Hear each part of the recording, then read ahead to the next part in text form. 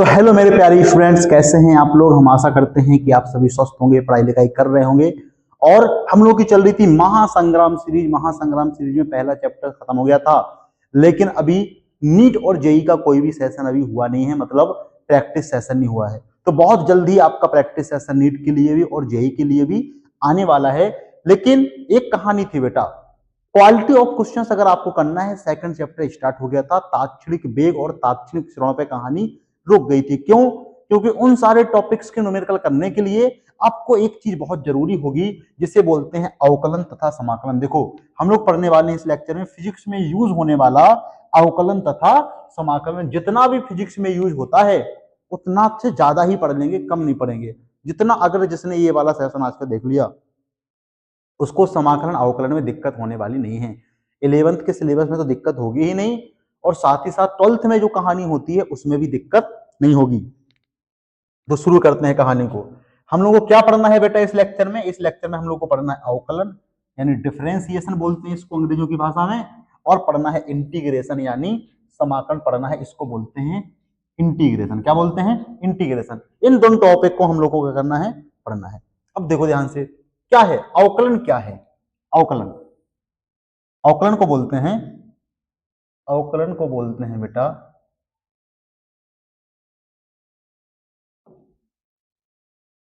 अवकलन को बोलते हैं डिफरेंशिएशन। क्या बोलते हैं? डिफरेंशिएशन। देखो डिफरेंशिएशन आखिर होता क्या है ये समझो। क्या होता है डिफरेंशिएशन? कोई फलन है, जैसे लिखा है y बराबर x square plus 3x plus 4। आपको पता है कि x क्या क्या है, ये y क्या है? y क्या है? x का फलन है बेटा, x का फलन।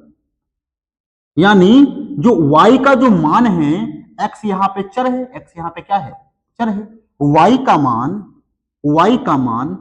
मान x के अनुसार बदलेगा, x के अनुसार बदलेगा। मतलब जैसे जैसे आप x में परिवर्तित करोगे, वैसे वैसे आपका y में भी क्या होगा? परिवर्तन होगा। अब x के सापेक्ष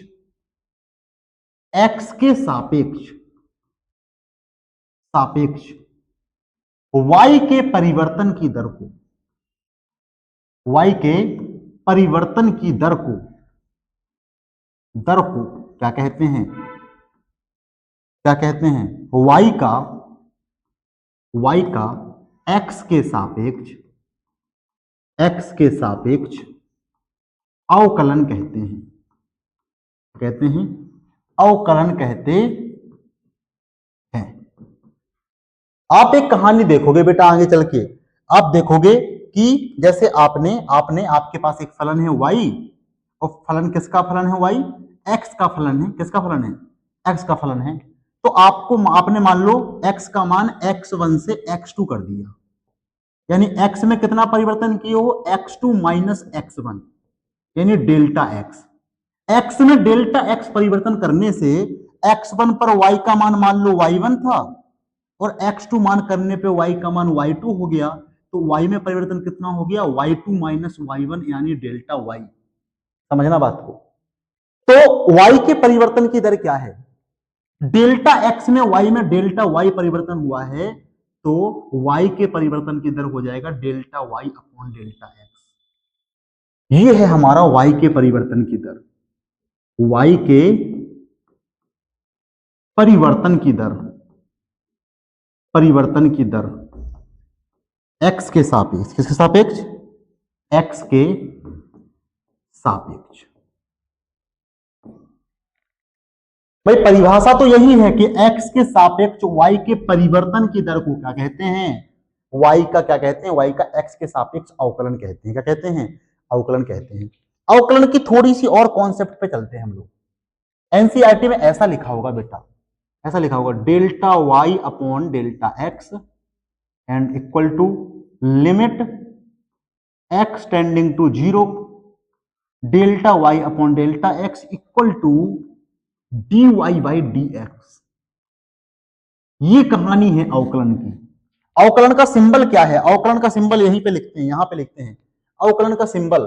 अवकलन को कैसे दिखाते हैं? अगर आपका y फलन है, y क्या है? फलन है, और y x का फलन है, तो हम लोग लिखते हैं dy by d x, dy by d x.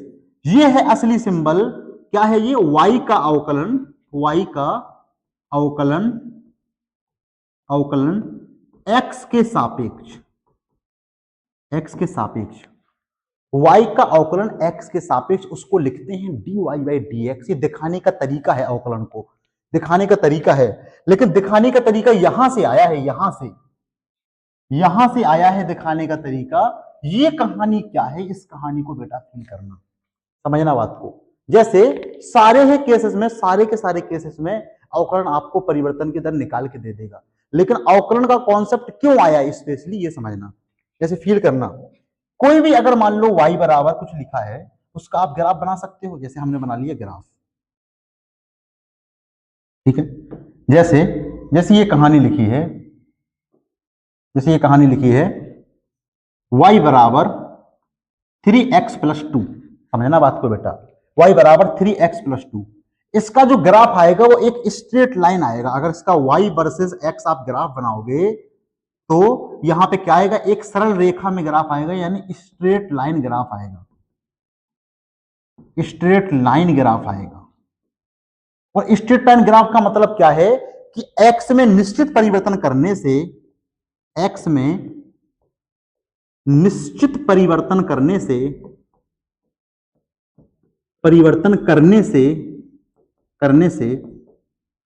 y में निश्चित परिवर्तन होगा, निश्चित परिवर्तन होगा। इसका मतलब क्या है बेटा, देखो थोड़ा सा समय अगर दोगे तो चीजें बहुत अच्छे से समझ में आएंगी। तो समय ऐसा मत सोचना कि कहानी फालतू की कहानी चल रही है, बैकग्राउंड वाली कहानी चल रही है, उससे सारी कहानी समझ में आएगी, बहुत अच्छे से समझ में आएगी। समझो, अगर ऐसा कोई ग्राफ है ना 3x प्लस 2 का ग्राफ है, तो उसमें क्या होगी कहानी, x में निश्चित परिवर्तन करने से y में निश्चित परिवर्तन होगा। सारे के सारे स्ट्रेट लाइन ग्राफ के लिए यही सेम कहानी है कि अगर आप x में निश्चित परिवर्तन कर रहे हो तो y में निश्चित परिवर्तन होगा। कहीं की भी कहानी देख लो। चलो देखो, देखते हैं कहानी क्या है। कहानी जैसे जैसे एक पॉइंट ले लें बेटा, ये ले लें हम x1, y1। एक दूसरा पॉइंट ले लें इसमें x2, y2, और इसमें हम टेन थीटा निकालें, इस ग्राफ का स्लोप निकालें, तो ये थीटा है, तो ये थीटा क्या होगा, टेन थीटा। टेन थीटा क्या दिखाएगा, टेन थीटा दिखाएगा, देखना ध्यान से देखना, टेन थीटा क्या दिखाएगा, ये इतनी दूरी क्या है, x2 है, ये दूरी x1 है, ये जो आधार है ये क्या है, ये है x2 minus x1, x2 minus x1, और ये लंब क्या है, ये है y2 minus y1, y2 minus y1। कहोगे सर समझ में नहीं आया है, देखो देखना ध्यान से देखना, यहां पे देखना।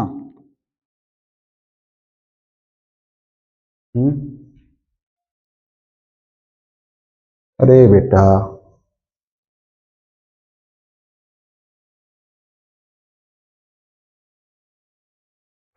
तो देखो जैसे ये एक क्या है, ग्राफ है, और ऐसे कहानी है।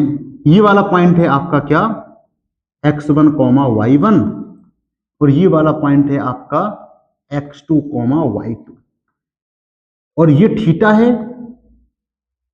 और ये क्या होगी कहानी, देखो यहां से यहां तक की अगर कहानी देखोगे, यहां से यहां तक की कहानी, तो ये बेटा देखो x2 है कि नहीं, देखो ये x2 है कि नहीं, और ये x1 है कि नहीं, तो ये क्या होगा, ये होगा x2 माइनस x1, जिसको हम लोग बोलेंगे डेल्टा x, क्या बोलेंगे, डेल्टा x। और ये कुल क्या होगा, y2, क्या होगा, y2, और ये होगा y1, क्या होगा, y1। देखो ध्यान से देखो, ये y1 है कि नहीं, ये y1 है कि नहीं, तो ये क्या होगी कहानी, इतनी कहानी क्या होगी, इतनी कहानी होगी y2 माइनस y1, जिसे बोलेंगे डेल्टा y, क्या बोलेंगे, डेल्टा y। तो यहाँ पे जो थीटा है, टेन थीटा किस चीज को दिखाएगा बेटा, टेन थीटा दिखाएगा लाल बटे कका से, लाल बटे कका से लंब बटे आधार। लंब क्या है यहाँ पे, डेल्टा y, आधार क्या है यहाँ पे, delta x, means y2 minus y1, y2 minus y1 upon x2 minus x1, जिसकी वैल्यू हमेशा निश्चित रहेगी। जो टेन थीटा है ना y वर्सेस x का ग्राफ, ये y है और ये क्या है, x है। y वर्सेस x के ग्राफ का जो टेन थीटा होता है वो स्लोप को दिखाता है, ढाल को दिखाता है, और ढाल ही बेटा अवकलन को दिखाती है।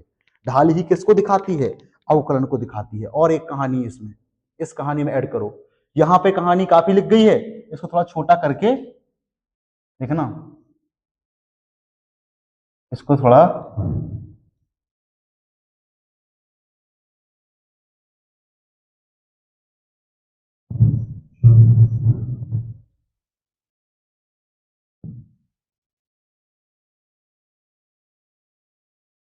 लो,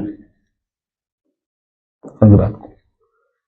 किसी भी y वर्सेज x के ग्राफ की, x के ग्राफ की ढाल, ढाल बोलने तो टेन थीटा, जिसी को अंग्रेजों की भाषा में बोलते हैं स्लोप।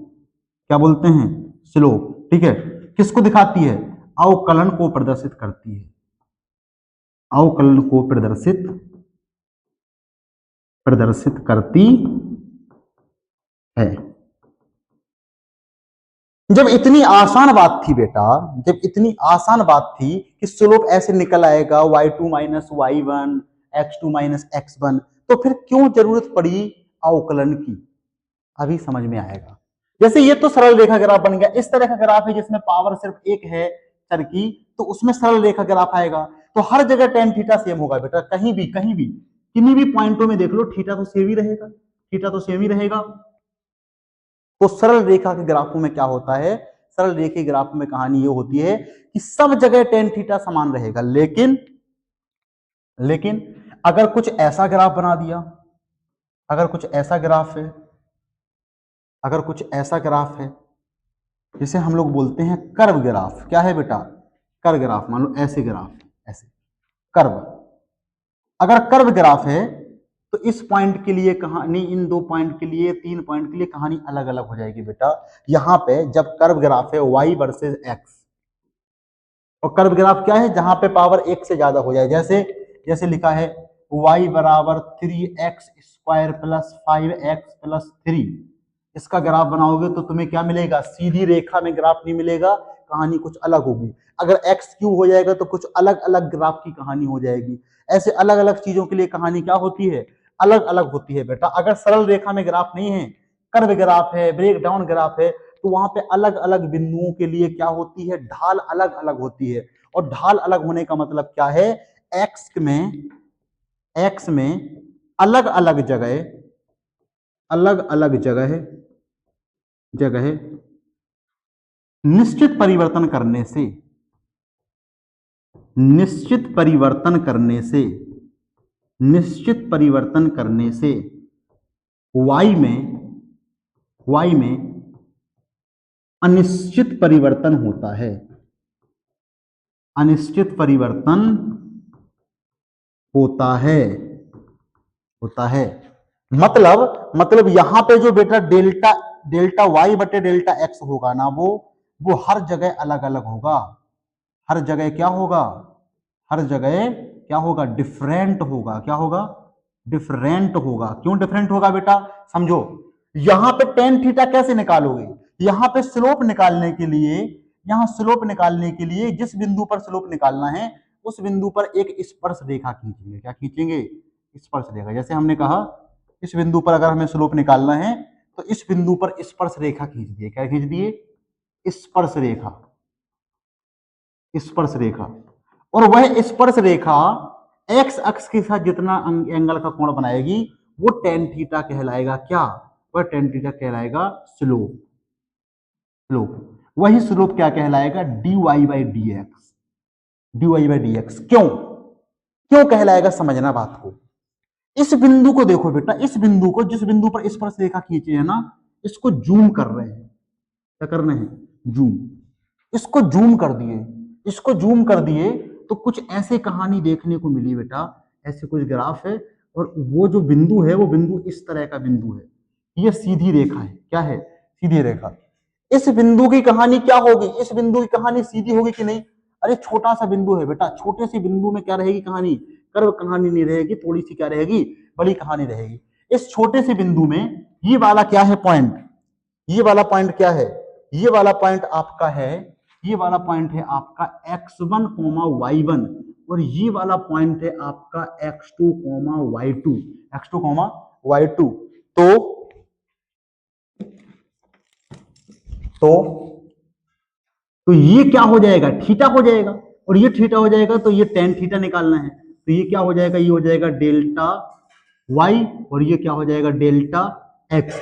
तो यहां पे टेन थीटा क्या आ जाएगा, टेन थीटा क्या आ जाएगा, delta y upon delta x.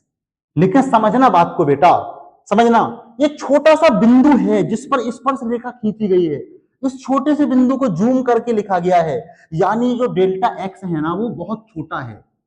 क्या है, बहुत छोटा, और बहुत छोटा है मतलब उसका मान बेटा जीरो नहीं है, लेकिन लगभग जीरो के बराबर है, लगभग क्या है, जीरो के बराबर है। इसीलिए इस चीज को ऐसे लिखा गया है, इसलिए ऐसे लिखा गया है tan theta equal to limit limit x tending to zero delta y by delta x.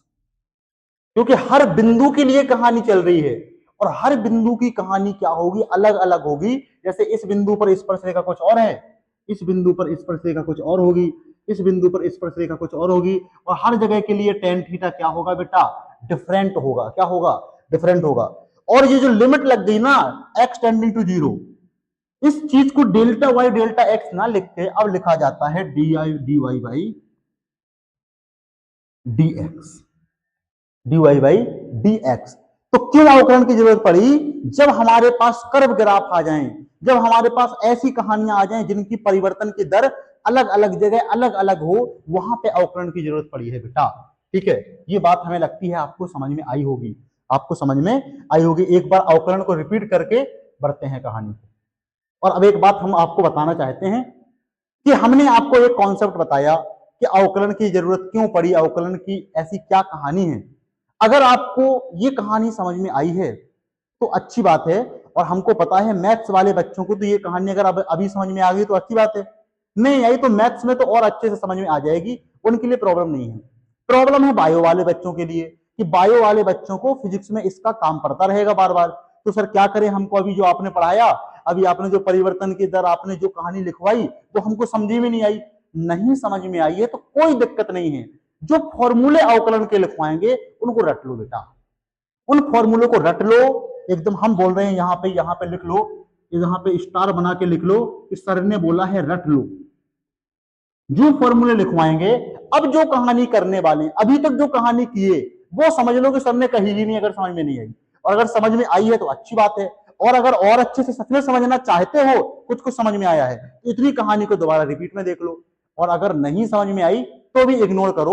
अब जो फॉर्मूले लिखवाएंगे अवकलन के, अभी जो समाकलन पढ़ाएंगे उसको पढ़ना जरूरी है। ठीक है, तो फॉर्मूले को रट लो और फॉर्मूले ही काम आएंगे, इस बात को हमसे गारंटी से लिख के ले लो। ठीक है, तो ये कहानी, इतनी कहानी हो गई है। अब हम लोग क्या करेंगे, अब हम लोग पढ़ेंगे बेटा अवकलन के फॉर्मूले। क्या पढ़ेंगे, अवकलन के फॉर्मूले। देख लो अवकलन के फॉर्मूले।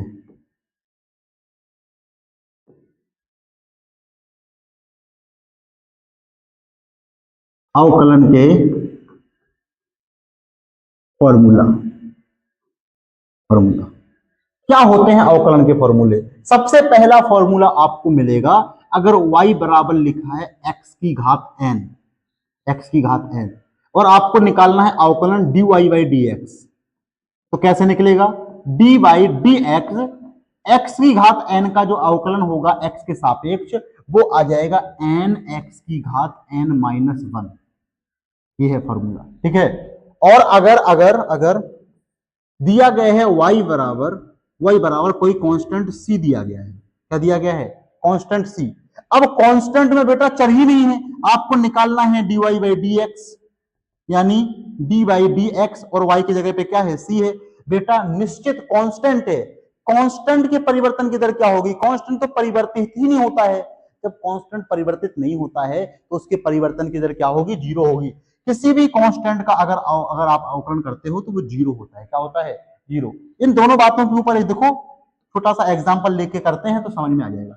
जैसे हमने कहा बेटा y बराबर है x की घात 5, x की घात 5, हमने कहा इसका अवकलन करिए dy बाई डी एक्स, आप फाइंड करिए तो d बाई डी एक्स, और y की जगह पे क्या है, x की घात 5, तो कर दिए।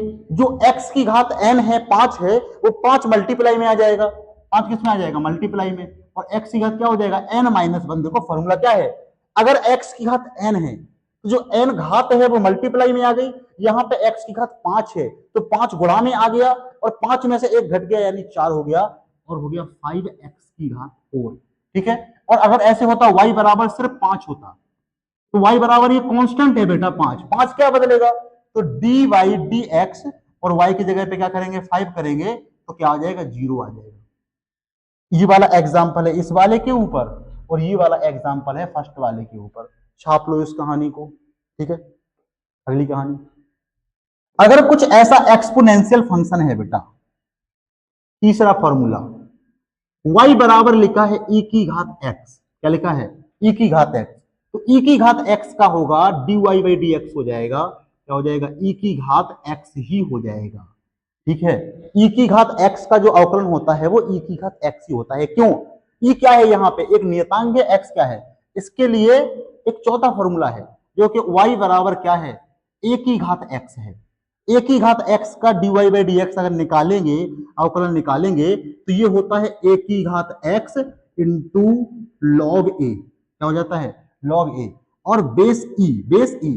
इस कहानी में भी सेम ही कहानी थी बेटा, इस कहानी में क्या था डी बाई डी एक्स, ई की घात जब x निकाला गया, देखो e की घात x, यहाँ पे a भी क्या है नियतांक है, x क्या है घात है, तो e की घात तो x आ गया इंटू लॉग क्या आ गया e, क्योंकि a की जगह पे e है, और बेस e, अगर बेस और दोनों चीजें क्या होती है सेम होती हैं, इसका मान 1 होता है, इसलिए d बाई डी एक्स ई की घात x क्या आ गया e की घात x ही आ गया। तो ये इसी का एक क्या है, इसी का एक अनुप्रयोग है, एक तरह से इस तरह से समझ लो। इन दोनों ही फॉर्मूला का बहुत ज्यादा काम है नहीं है, इन दोनों ही फॉर्मूले का बहुत ज्यादा काम नहीं है। क्यों लिखवा रहे हैं सर, कभी काम आ सकता है बेटा, कभी चीजें हो सकती हैं। ठीक है, तो हमको पता है ना, क्योंकि हम तो इतने सारे क्वेश्चंस करते रहते हैं, तो हमको पता है कि इन दोनों फॉर्मूला का ज्यादा काम फिजिक्स में नहीं है, हाँ मैथ्स में है, मैथ्स में बहुत ज्यादा काम है। ठीक है, देखिए फिजिक्स में इसका काम नहीं है। अगर अगर लॉग की कहानी आ गई, लॉग है बेटा, लॉग आता है, अगर जैसे है y equal to log x, क्या है लॉग एक्स, और बेस 10 है, dy by d x, log x का होता है 1 बाई एक्स, क्या होता है 1 बाई एक्स। अगर लॉग एक्स का आप अवकलन करते हो तो आपको प्राप्त होता है 1 बाई एक्स। अगर आप अब देखो त्रिकोणमितीय फलन देख लो, अगर y बराबर दिया गया है साइन एक्स, तो dy बाई डी एक्स बराबर साइन एक्स का होता है कॉज एक्स, और y बराबर दिया गया है कॉज एक्स, तो इसका dy बाई डी एक्स होता है माइनस साइन एक्स, क्या होता है minus sine x. Sine x का अवकलन होता है कॉज एक्स, कॉज एक्स का होता है माइनस साइन एक्स। इतनी कहानी छाप लो, इतनी कहानी छाप लो। कितने हो गए, कितने हो गए 5 और 1 6। त्रिकोणमिति कहानी में ही कहानी को आगे बढ़ाते हैं। अगर y बराबर दिया गया है 10x, क्या दिया गया है 10x, तो dy by d x 10x का होता है सेक स्क्वायर x। अगर y बराबर दिया गया है cot x, तो dy बाई डी एक्स, यानी y की जगह पे क्या है cot x है, तो dy by d x cot x क्या आ जाता है माइनस कॉसिक स्क्वायर x। और अगर y बराबर दिया गया है सेक x, तो dy बाई डी एक्स हो जाता है बेटा सेक x टेन एक्स। और अगर y बराबर दिया गया है कॉसिक x, तो dy बाई डी एक्स हो जाता है minus cosec x into cot x. 6 के 6 त्रिकोणमितीय अनुपात हो गए। याद रखना यहाँ पे कहानी देखो, 6 कौन कौन से, साइन x का अवकलन क्या होता है कॉज x होता है, कॉज x का अवकलन क्या होता है माइनस साइन x होता है, और कहानी क्या होती है, और टेन एक्स का होता है sec square x, cot x का होता है minus cosec square x, sec x का होता है सेक एक्स टेन एक्स, और कॉसिक एक्स का होता है minus cosec x cot x. ठीक है, इतनी कहानी हो गई बेटा। अब कहानी क्या है, अब कहानी यह है कि अगर तुम्हारे पास कोई ऐसी कहानी है y बराबर कोई दो कहानी योग में लिखी है, जैसे समझना, जैसे लिखा है sine x plus 3x square लिखा है, इसका अवकलन निकालना है, यानी आपको निकालना है dy बाई डी एक्स, आपको क्या करना है फाइंड करना है। ठीक है, कंफ्यूजन ना हो पीपीटी में, इसीलिए आपको हमने यहाँ पे लिख दिया कि ये क्वेश्चन है। क्या है? क्वेश्चन। ठीक है, आपको dy बाई डी एक्स निकालना है। इसमें दो पद हैं बेटा, एक पद है साइन एक्स का, एक है 3x स्क्वायर का। करते हैं डी बाई डी एक्स, और जहां पे y का है, y का मान है sine x plus 3x square. दो पद हैं, एक है साइन एक्स, दूसरा पद है क्या? 3x square. दोनों का अलग अलग अवकलन कर देंगे, इस तरह कर देंगे D by d x sine x plus D by d x 3x square. दोनों का अलग अलग अवकलन कर देंगे। साइन एक्स का अवकलन क्या हो जाएगा? हो जाएगा कॉज एक्स, और 3x स्क्वायर का क्या हो जाएगा? देखो, जो चीज अगर चर है और जो चर के मल्टीप्लाई में जो कांस्टेंट है उसको सिंबल से बाहर निकाल दो, तो ये हो जाएगा plus 3d by d x x square. और एक्स स्क्वायर में क्या लग जाएगा बेटा? एक्स स्क्वायर में फॉर्मूला लग जाएगा एक्स की घात एन वाला। एक्स की घात एन का फॉर्मूला क्या लिखवाए हैं? अभी अभी लिखवाए हैं। एक्स की घात एन का होता है एन एक्स की घात एन माइनस वन, यानी कॉज एक्स प्लस 3 इंटू जो घात है वो मल्टीप्लाई में आ गई, और क्या हो गया? एक्स की घात 2 माइनस 1 माने एक्स आ गया, यानी कितना आ गया? कॉज एक्स प्लस 3 टू जा 6x। ये आ गया आपका अवकलन। क्या आ गया? अवकलन। अगर दो चीजें क्या लिखी हैं? प्लस में लिखी हैं, उनका अगर अवकलन करना है तो उनका अलग अलग टर्म का अवकलन कर सकते हैं। प्लस में लिखी हूं या माइनस में लिखी हूं? किसमें लिखी हूं? माइनस में। माइनस में लिखी है तब भी माइनस के साथ दोनों का अलग अलग पदों का क्या कर देंगे? अवकलन कर देंगे। अगर इस पॉइंट को लिखना है तो लिख भी सकते हो कि अवकलन में अगर एक से अधिक पद हैं, एक से अधिक पद हैं, एक से अधिक पद हैं, जैसे यहां पर दो पद थे, एक था साइन एक्स, दूसरा था 3x स्क्वायर। एक से अधिक पद हैं जो कि प्लस या माइनस में लिखे हैं, कहीं प्लस लगा है कहीं पर माइनस लगा है। जो क्या लिखे हैं? जो प्लस या माइनस में लिखे हैं,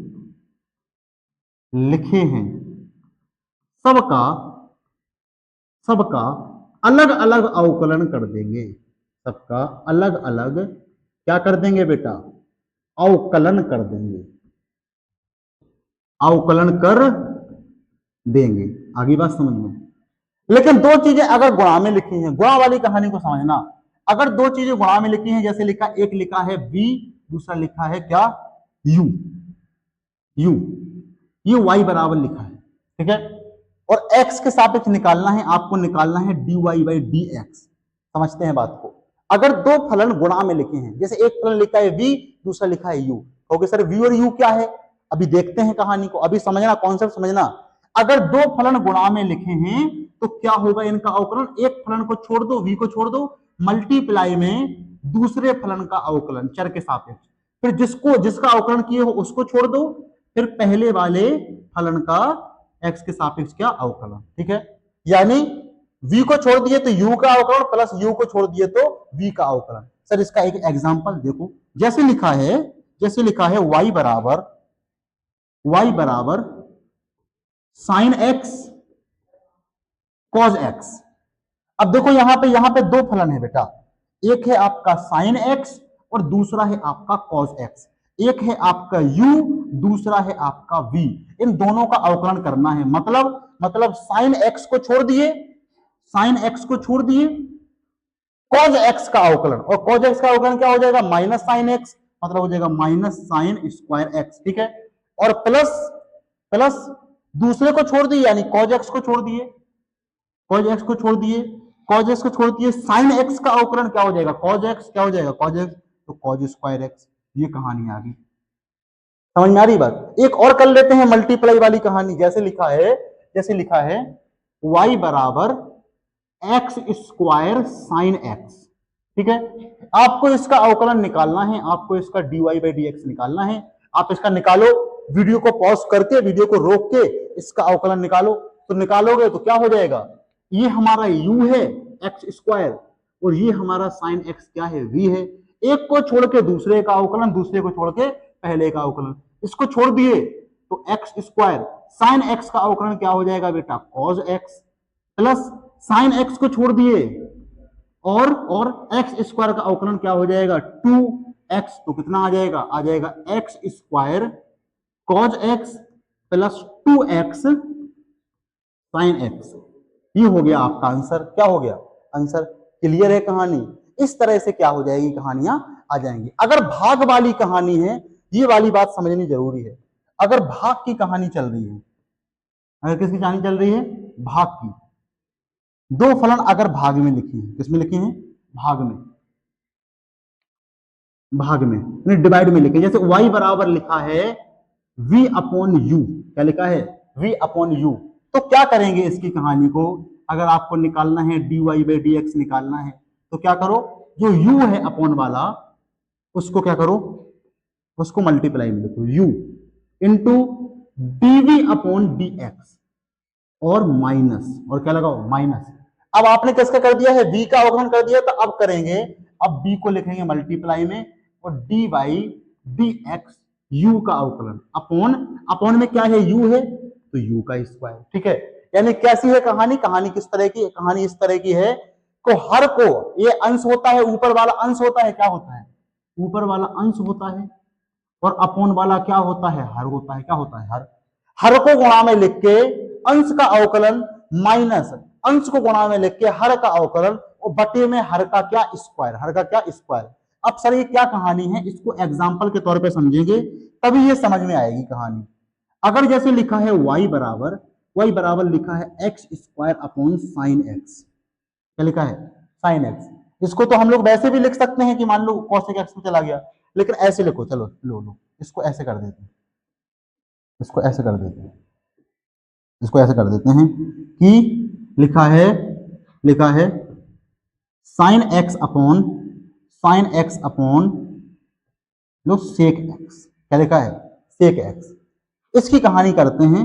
अगर ये बटे में लिखा है, कहोगे सर सेक एक्स भी ऊपर चला जाएगा, कॉज एक्स हो जाएगा, मल्टीप्लाई में चला जाएगा सिस्टम, ये भी नहीं समझ में आ रही कहानी, रुको फिर ऐसे करते हैं, साइन एक्स अपॉन लो लॉग एक्स। अब तो सही है बेटा, अब तो नहीं जा पाएगा अपॉन में, ये है हमारा क्या, v, ये क्या है हमारा u।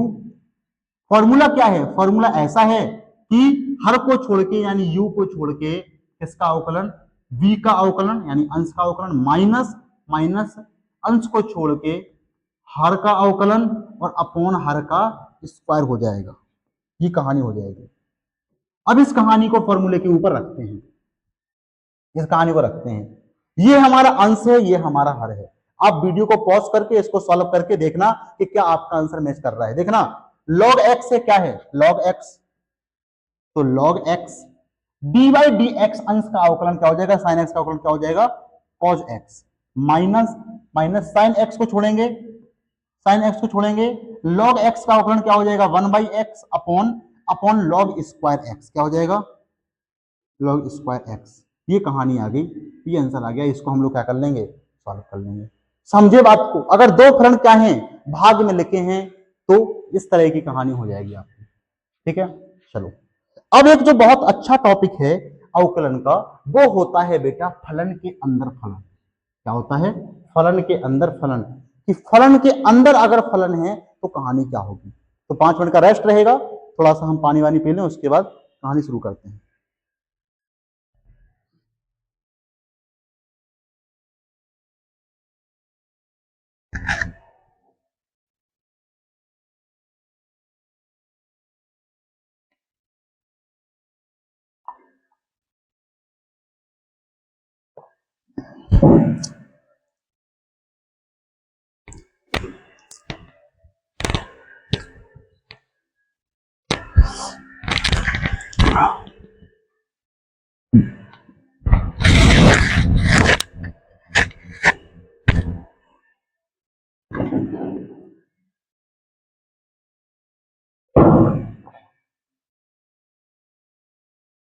चलो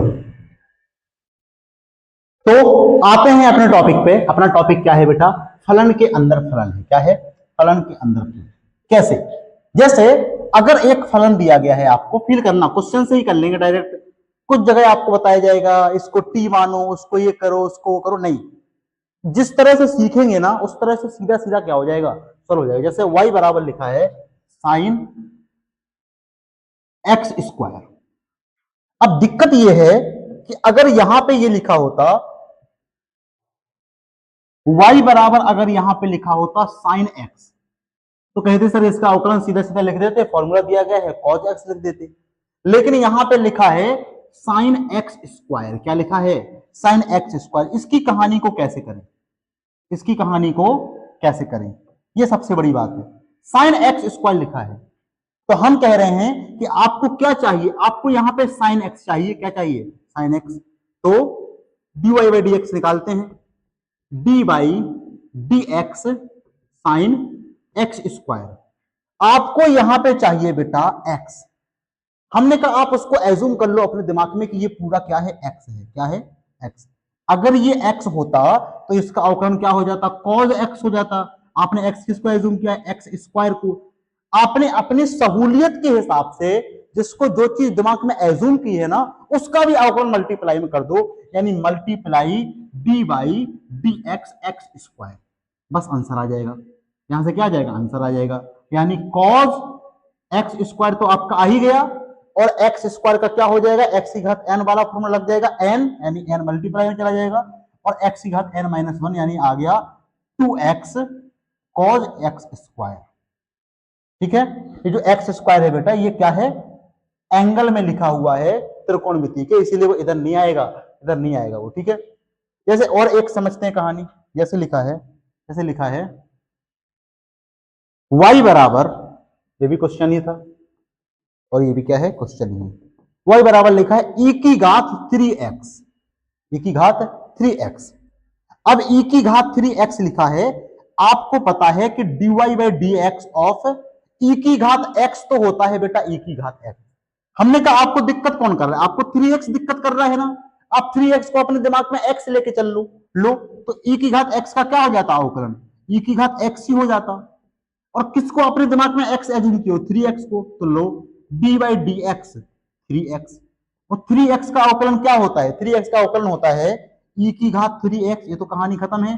जो 3 है वो क्या है? अचर है, तो बाहर आ गया D by d x x. X की घात क्या है? 1 है, तो 1 एक्स की घात 1 माइनस 1 यानी 0। एक्स की घात 0 का मतलब है 1।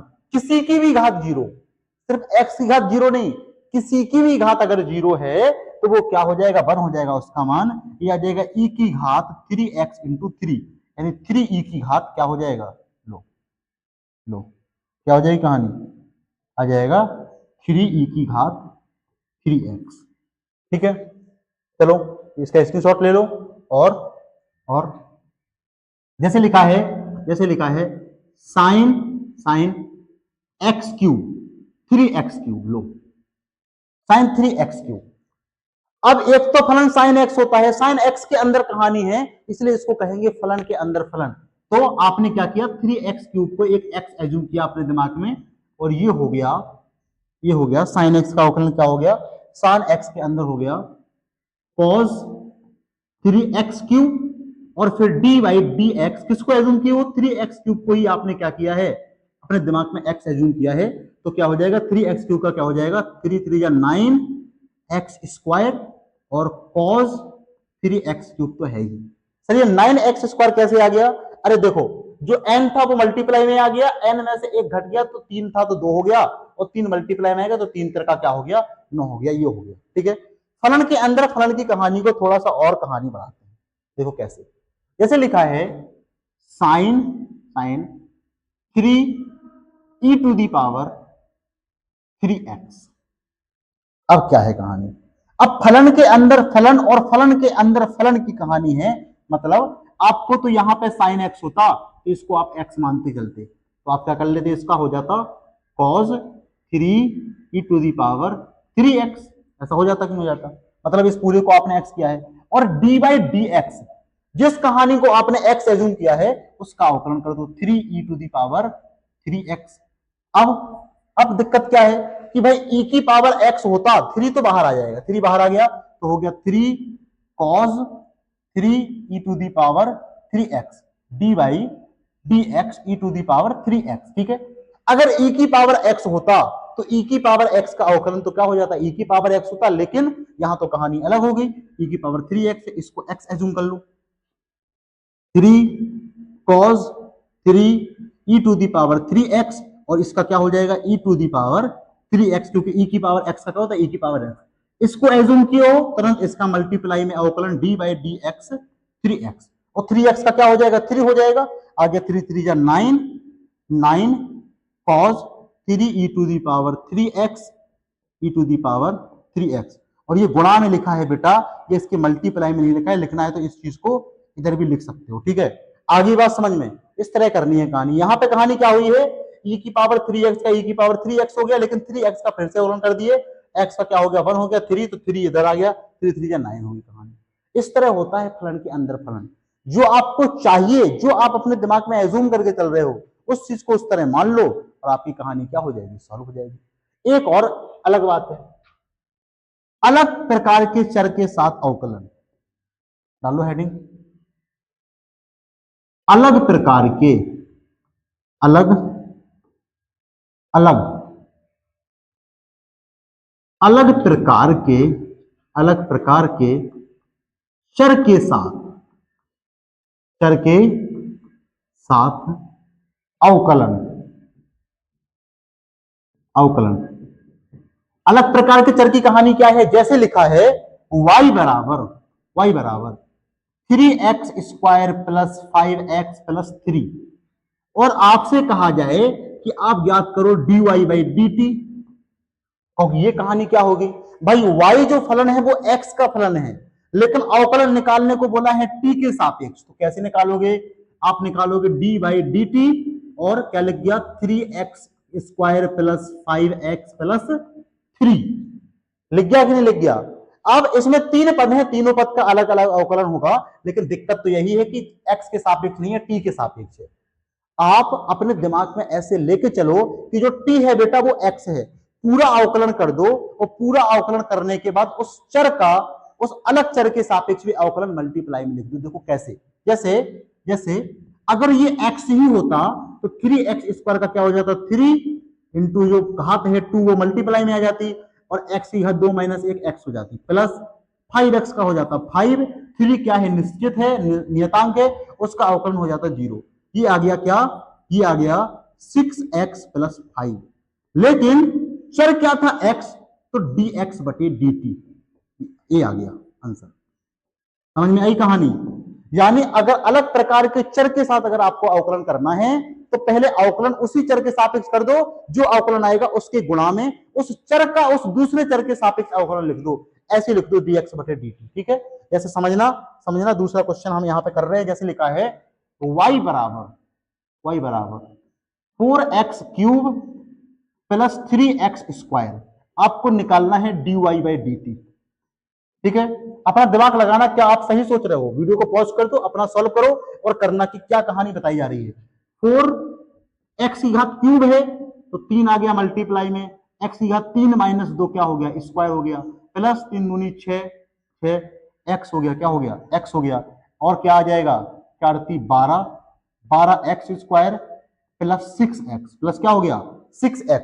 अब ये तो तुमने कर दिया x के सापेक्ष, मल्टीप्लाई में लिख दो dx बटे dt, ये हो गया अवकलन, क्या हो गया अवकलन t के सापेक्ष, किसके सापेक्ष t के सापेक्ष, क्योंकि चर क्या था x था, पहले x के सापेक्ष अवकलन कर दिए तो ये आ गया 12x स्क्वायर प्लस 6x, और फिर मल्टीप्लाई में लिख दो उस चर का उस चर के सापेक्ष अवकलन, ये हो गया एक अलग प्रकार के चर के सापेक्ष अवकलन। आएगी बात समझ में आएगी। अवकलन के अनुप्रयोग में भी ये कहानी है बेटा मैथमेटिक्स में, ठीक है। चलो अब हम लोग चलते हैं समाकलन के ऊपर, किसके ऊपर चलते हैं, समाकलन के ऊपर।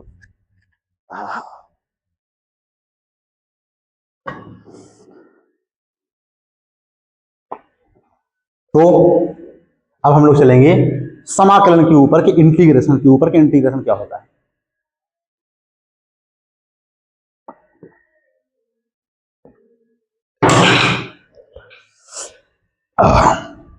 देखो समाकलन यानी इंटीग्रेशन बेटा, समाकलन यानी इंटीग्रेशन, कि आखिरकार इंटीग्रेशन क्या होता है, यानी समाकलन क्या होता है। देखो जो इंटीग्रेशन होता है वो रिवर्स प्रोसेस होता है, रिवर्स प्रोसेस ऑफ अवकलन, अवकलन। कहोगे सर ये कहानी क्या बता रहे हो आप? हाँ, अवकलन का उल्टा होता है समाकलन। अवकलन का क्या होता है? उल्टा। उल्टा होता है समाकलन। क्या होता है? समाकलन।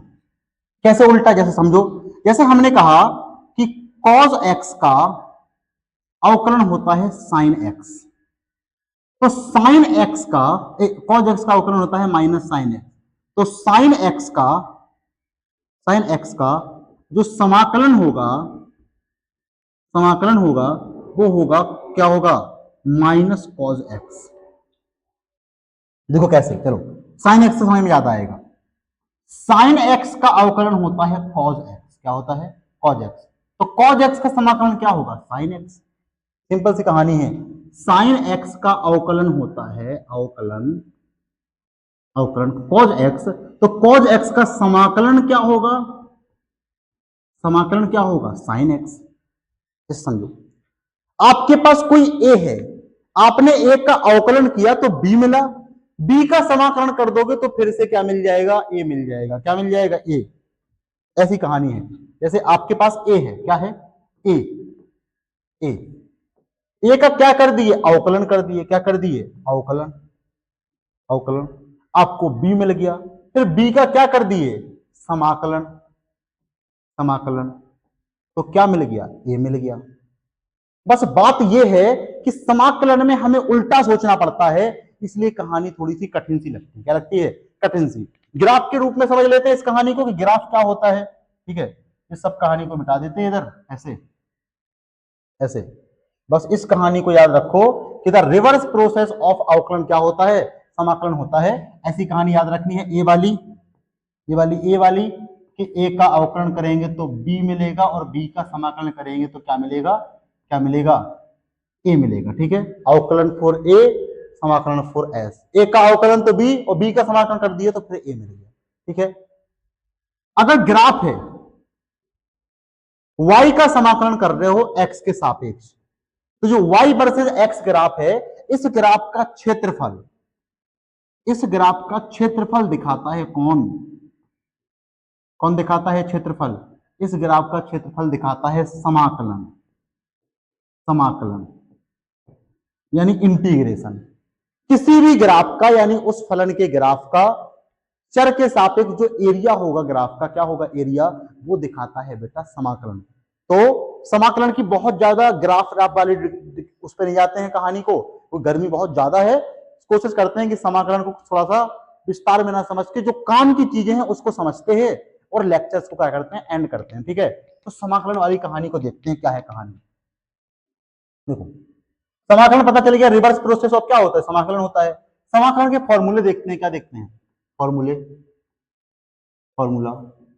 और फॉर्मूले के पहले चिन्ह क्या होता है समाकलन का? देखो ऐसे चिन्ह क्या होता है? समाकलन का जो चिन्ह होता है, चिन्ह ऐसे होता है बेटा, y का x के सापेक्ष, ये समाकलन का चिन्ह है। क्या है? समाकलन का चिन्ह। इसका मतलब क्या है? इसका मतलब है y का x के सापेक्ष समाकलन। ऐसे लेटा हुआ ऐसे एक सांप होता है समाकलन। ठीक है, देखो फॉर्मूला क्या है? अगर y बराबर दिया गया है x की घात n, तो समाकलन of y with respect to x हो जाता है x की घात n प्लस 1 बटे n प्लस 1। ठीक है, याद रखना इस बात को। यह है पहला फॉर्मूला। और दूसरा फॉर्मूला क्या है? अगर y बराबर दिया गया है कोई कांस्टेंट c, तो इसका समाकलन हो जाएगा y का x के सापेक्ष। क्या हो जाएगा? c का क्या हो जाएगा? c का हो जाएगा बेटा cx। क्या हो जाएगा? cx। ठीक है, उस चर के साथ, उस कांस्टेंट के साथ चर क्या आ जाएगा? मल्टीप्लाई में आ जाएगा। क्यों? देखो इसी फॉर्मूले से आएगी कहानी। जैसे चर है, मतलब मल्टीप्लाई में x की घात 0 लिखा है। क्या लिखा है? x की घात 0। चर तो क्या होता है? सिंबल से बाहर आ जाता है, चाहे समाकलन चाहे अवकलन हो। x की घात 0 with respect to x, c x की घात 0 प्लस 1 यानी 1 बटे 0 प्लस 1 यानी 1, यानी ये आ गया cx। क्या आ गया? cx। ये कहानी है कि अगर किसी कांस्टेंट का समाकलन आप करते हो x के सापेक्ष, तो क्या मिलता है, सी एक्स मिलता है। क्या मिलता है, सी एक्स। ठीक है, और इस पहले वाले फॉर्मूले में एक बात हमेशा याद रखना, इस पहले वाले फॉर्मूले में जो एन होता है वो एन माइनस वन नहीं होता। इस वाले फॉर्मूले में, इस वाले फॉर्मूले में एन की वैल्यू माइनस वन नहीं हो सकती। क्यों नहीं हो सकती माइनस वन? क्योंकि अभी अभी हम लोगों ने सीखा है कि जो समाकलन होता है वो रिवर्स प्रोसेस होता है अवकलन का। किसका? अवकलन का। एकदम व्युत्क्रम होता है अवकलन का।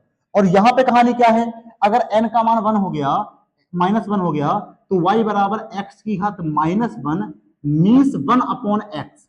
भाई माइनस वन जब अपॉन में जाएगा तो प्लस वन हो जाएगा, यानी वन अपॉन एक्स हो जाएगा। और dy बाई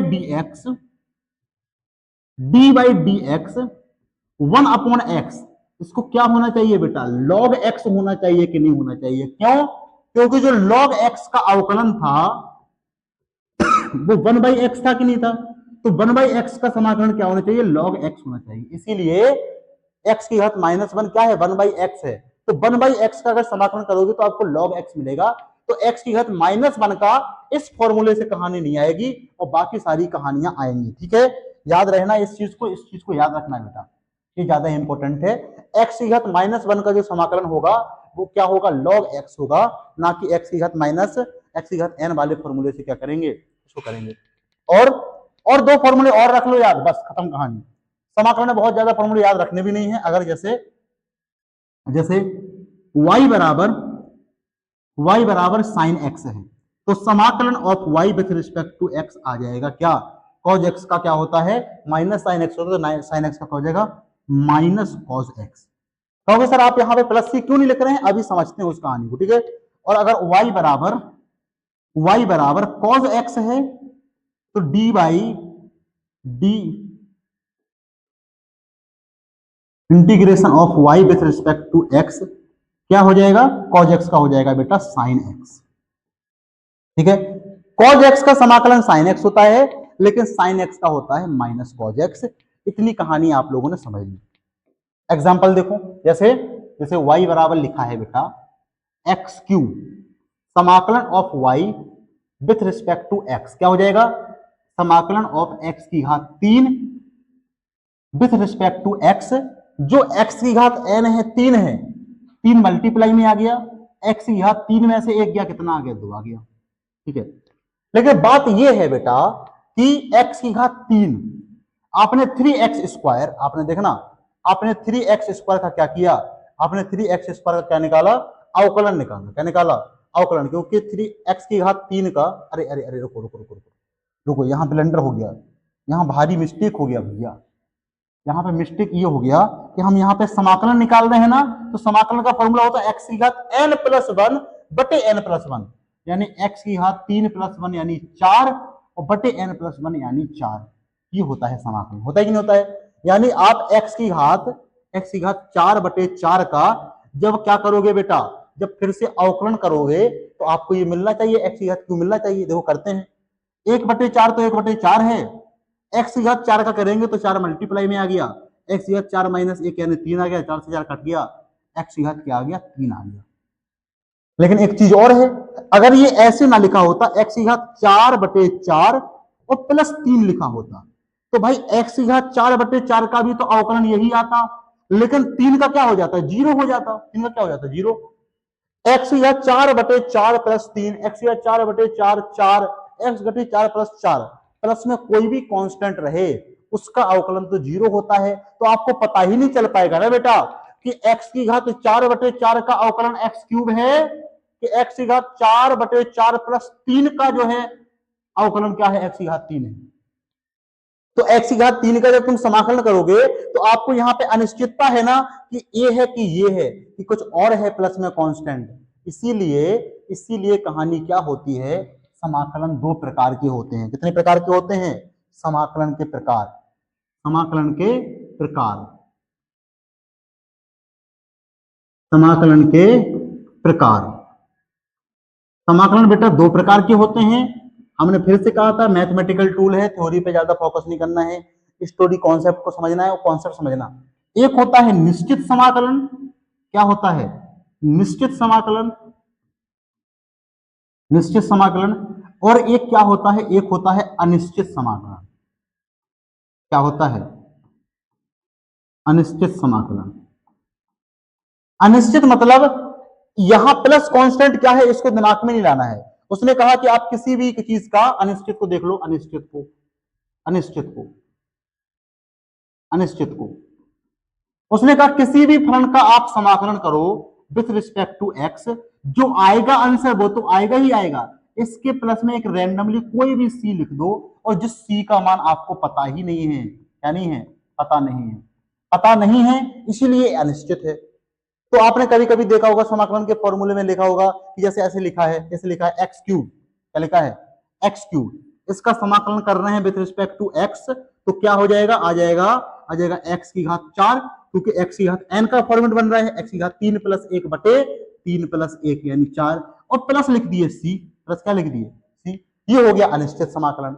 तो किसी भी फलन का क्या करो, समाकलन करो विथ रिस्पेक्ट टू एक्स, उसके प्लस में लिख दो एक उसका क्या, चर, एक्स लिख दिए प्लस में, वो क्या हो गया, वो हो गया बेटा आपका अनिश्चित।